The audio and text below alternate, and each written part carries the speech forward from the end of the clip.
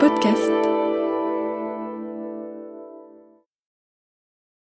Le très honorable Jean Bardin présente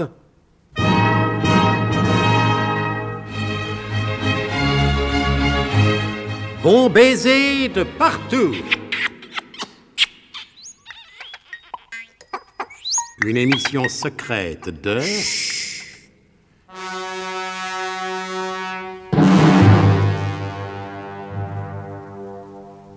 Donc, bien que les affaires soient encore peu étoffées, malgré quelques titres bien achalandés, les dispositions d'ensemble des valeurs françaises se sont améliorées.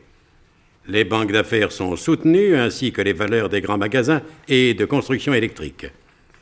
Valeurs italiennes et hollandaises bien disposées, allemandes plus discutées. Mais qu'est-ce que je suis en train de lire là? Je comprends tout. C'est encore un coup des frères Fauderche. Je les ai vus tout à l'heure qui rôdaient dans le studio avant l'émission. Ils m'ont fauché le résumé. Ils s'imaginent que je ne suis qu'un perroquet tout juste bon à lire les communiqués rédigés par la direction. Mais je sais faire preuve d'initiative. Et le résumé de l'épisode précédent, je vais l'improviser ici même, à l'instant, devant ce micro. Donc, Nicolas Leroy-Deck... Eh ben, allez, mon vieux, nous vous écoutons. Mais, mon colonel, si vous voulez vous charger du résumé... Oh, mais non, je vous écoute.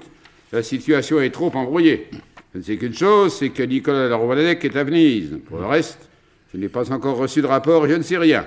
Alors allez-y, ça sera sûrement très instructif. Donc, comme vient de vous le dire le colonel de Guerlas, Nicolas Leroy-Deck se trouve à Venise. Dès son arrivée, Nicolas est poursuivi par 2 tueurs. Il a trouvé refuge chez le correspondant du SDUC. Voyons un certain...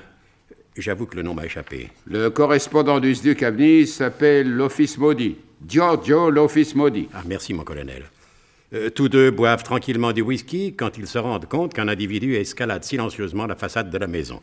Comment s'en sont-ils rendus compte si l'escalade est silencieuse? Ah oui, il me revient un autre détail. Ce monsieur l'Office Maudit possède un phoque de garde. Un chien loup phoque? Oui, en quelque sorte. Et c'est le phoque...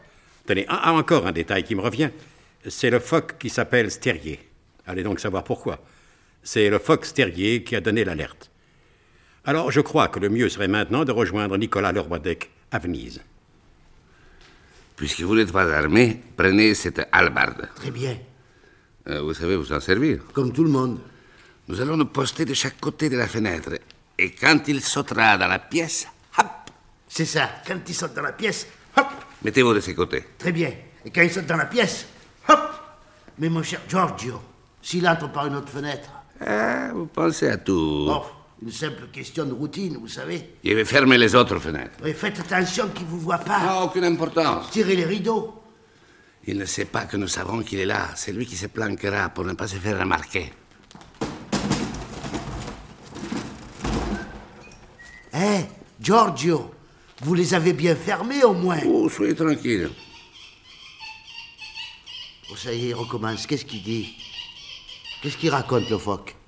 Il dit comme ça et en morse, l'homme descend du singe, mais le gorille remonte aux sources. Encore une phrase codée. Ah, naturellement. Et que signifie-t-elle en clair? Ça veut dire, attention, lève-la. Très bien, je suis prêt. Alors, dès qu'il saute dans la pièce, hop! Attention, avec votre hallebarde, vous avez manqué mes borniers. Non, n'ayez crainte, je suis très adroit de mes mains. Taisez-vous. Chut. Chut, j'entends. Chut. Il n'est plus qu'à quelques mètres de nous. Attention. Écoutez, il ouvre la fenêtre, taisez-vous. Hop! Tiens! Va tuer, gars! Eh ben, mon vieux, vous n'irez pas avec les dos de la hallebarde. Oh, vous m'avez dit de faire hop, j'ai fait hop. Ouais, d'accord, mais regardez, vous m'avez déchiré ma belle cravate. Ah, c'est qui Et quant à ce malheureux, vous l'avez ouvert en 2 jusqu'au nombril. Sans la boucle de sa ceinture, je ne sais pas jusqu'où vous seriez allé. La boucle de sa ceinture, c'est ça que j'ai senti une certaine résistance. Ah, j'ai dû ébrécher la hallebarde. Excusez-moi, une belle hallebarde comme ça. Vous y teniez peut-être, c'est une pièce de collection. Mais je la donnerai au rémouleur de hallebarde. Mais non, ce n'est rien. Ah, si vous aviez seulement une enclume, je vous la redresserai. Enfin, je redresserai le plus gros. D'habitude, j'ai toujours une enclume sur moi. Mais elle doit être dans la valise que j'ai laissée à la consigne de la gare. On peut aller la chercher si vous voulez. Non, laissez. Ne vous inquiétez pas pour ça. Ah, mais j'aime pas abîmer les affaires des autres. Notez bien que j'aime pas non plus qu'on abîme mes affaires. N'en parlons plus, vous dis-je. Occupons-nous plutôt de celui-ci. Ah, vous allez l'interroger? Bon. Oui, excusez-moi, c'est vrai, où avais-je la tête? C'est cette histoire de hallebarde qui m'a troublé. Remettez-vous, je vous en prie. C'est vrai, vous m'en voulez pas, hein? Mais non, mon bon Nicolas, je vous assure que non. Eh oui, vous m'aviez dit de faire hop. Ah, n'en parlons plus, vous répétais-je. C'est dommage tout de même. Vous voyez que vous pensez encore à votre belle hallebarde. Mais non, Nicolas, je disais, c'est dommage qu'il ne puisse plus parler. Il aurait eu peut-être des choses intéressantes à nous dire. Oh, ces types-là, c'est tous menteurs et compagnie. Ah, c'est vrai, dans le fond, vous avez raison. Aidez-moi à le balancer dans le canal. Attendez, que je lui enlève son revolver. On ne sait jamais avec la police, s'il trouve le cadavre d'un bonhomme tué par un coup de hallebarde avec un revolver sur lui, il va en faire toute une histoire. Alors, on risque d'avoir des embêtements. Et je vous approuve. Dans notre métier, il ne faut jamais rien laisser au hasard. Bon, voilà le lugère. Il n'a aucun papier sur lui, naturellement. Lui aussi, il pensait à tout. Sauf à la hallebarde, bien sûr. Allez, Oust, prenez-le par les pieds, moi je prends les têtes. Enfin, les têtes, les deux morceaux de la tête. Vous y êtes? Oui, y suis. Attention, hein. Allez, à la une, à la deux, et à la trois. Hop. Et voilà. Ah, une bonne chose de faite. Dites, Giorgio, si nous allions dormir maintenant, moi je tombe de sommeil. Oh, attendez, nous n'avons pas fini, il nous reste le principal à faire. Hein, quoi donc? Il faut rédiger le rapport pour le colonel de Guerlas. Ah, zut, c'est vrai. Adieu, que j'ai sommeil. Prenez un coup de whisky, ça vous réveillera. Ah oui, c'est pas de refus. Allez, voilà, santé. Santé. Voyez-vous, mon cher Giorgio, moi, le renseignement, ça me plaît bien. Il y a les avantages sociaux, les notes de frais, les voyages, oui, ça me plaît bien. Mais ce que j'aime pas, c'est toute cette paperasserie. Alors, cette paperasserie...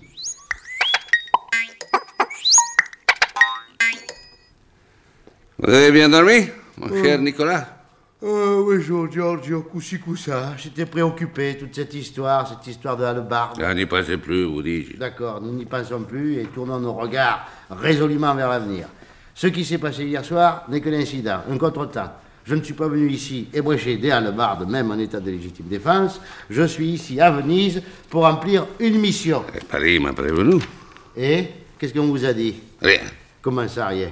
Non, j'ai simplement reçu l'ordre de me mettre à votre disposition. C'est ce que j'ai fait dès hier soir. Vous n'avez pas d'autres instructions détaillées me concernant? Non, mais nous allons peut-être en recevoir ce matin. En principe, voilà, il faut que je rencontre une certaine Vanda Vodka-Milkevitch, veuve du général comte Alexis Vodka-Milkevitch, et née Catherine Le Grumeau, vous connaissez? Qui ne la connaît pas? Et moi. Oh, vous plaisantez, non? Vous lisez bien les journaux de temps en temps, non? Brigitte, Farah, Margrethe, Paola et Soraya, ça vous dit quelque chose, non? Ben non, je ne les connais pas plus que je ne connais Vanda. Comme tout le monde, j'ai lu des centaines de pages concernant la vie privée de ces charmantes personnes. Mais je ne suis pas plus avancé. Figurez-vous que par le plus grand des hasards, j'ai un copain de régiment qui est ce qu'on appelle un journaliste spécialisé dans la princesse. Ouais. Il n'en a jamais rencontré aucune. Avec la dégaine qu'il a, d'ailleurs, c'est pas étonnant. C'est le gars le plus grossier que je connaisse. Alors vous comprenez, ce qu'on écrit sur la belle, la scandaleuse, la capiteuse Vanda, ou rien, pour moi c'est du pareil au même. Savez-vous, mon bon Nicolas, que vous me plaisez tout à fait. Vous avez en vous cette dose de scepticisme qui fait les grands as du renseignement. Le scepticisme, c'est pas dans le renseignement que je l'ai appris. C'est dans l'enclume. Comment ça, dans l'enclume? Je veux dire, en vendant des enclumes. Vous voyez le client qui semble intéressé, qui hésite, qui tourne autour de l'enclume, qui la soupèse, qui la démonte. Oui, je vends également des enclumes démontables pour le camping. Qui veut voir plusieurs modèles, qui se renseigne sur les coloris, qui discute de la solidité, de la robustesse, de la consommation. On boit plus avec certaines enclumes qu'avec d'autres. Qui compare avec les marques concurrentes, qui discute des modalités de crédit, qui exige qu'on lui reprenne sa vieille enclume, qui demande à réfléchir en emportant des dépliants. Vous croyez l'affaire faite et l'enclume dans le sac, il craque. Le lendemain, le bonhomme vous dit, avec un bon sourire, que sa vieille enclume lui fera encore l'année, d'autant qu'il s'en sert que pendant le week-end. Voilà, mon cher Giorgio, comment peu à peu, je me suis forgé cette dose de scepticisme. Car comme l'a si bien noté la sagesse populaire, c'est en forgeant qu'on devient forgeron, et comment forger sans enclume, hein? Alors, votre Vanda, ne croyez pas que ce soit à la lecture des pages plus ou moins publicitaires que je vais me faire une opinion sur elle. J'attends.